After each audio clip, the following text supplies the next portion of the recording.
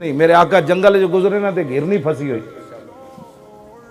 تو انہیں حضور نے کیا یا رسول اللہ، حضور نے ویکھا ادھر ادھر بندہ کوئی نہیں، پھر انہیں آواز لائی، میرے آقا قریب گئے تو جاڑ پھسی ہوئی سی، عرض کی تھی یا رسول اللہ میرے دو بچے ایس پہاڑ دی پلری طرف تے میں تے آئی سی چارہ کھان تے اگے جاڑ لگیا میں تے پھنس گئی۔ حضور نے فرمایا کیا چاہتی ہو؟ حضور مجھے رہا کر دیں میں آ جاؤں گی۔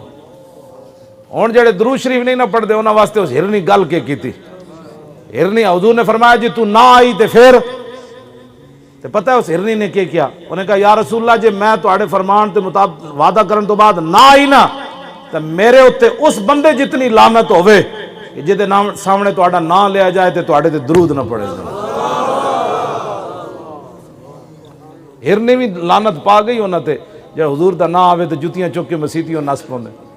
جی صحابہ درود پڑھیا میں کہتے ہیں ہرنی بھی درود دی گلاں کرنی تو صحابہ دیاں گلاں کرنی۔ حضور نے انہوں کھول دیتا، اتنی دیر یہودی جاگ پہ جنہیں ہرنی جدے پھنسی ہوئی سی، انہیں کہا ہرنی میری تساں کٹی؟ حضور نے فرمایا میں انہیں کہا پھر تساں میرے شکار کٹ دیتا؟ حضور نے فرمایا ہونے آ جاندی۔ انہیں کہا جناب شکار نکلے ہوئے کدی واپس آئیں؟ فرمایا تو ٹھہر تے جان۔ تھوڑی دیر ہوئی تو ہرنی دو میں بچے لے کے آ رہی، اس یہودی نے کیا جلیا تو میرے واسطے پہ لڑنا سی انہاں واسطے تے بچے بھی لے لے تو میں بھی نال چلنی ہے تیرے واسطے بنا۔ اس یہودی نے رہا کر دیتا تے جاندے جاندے پتہ ہو ہرنی کی کہندی؟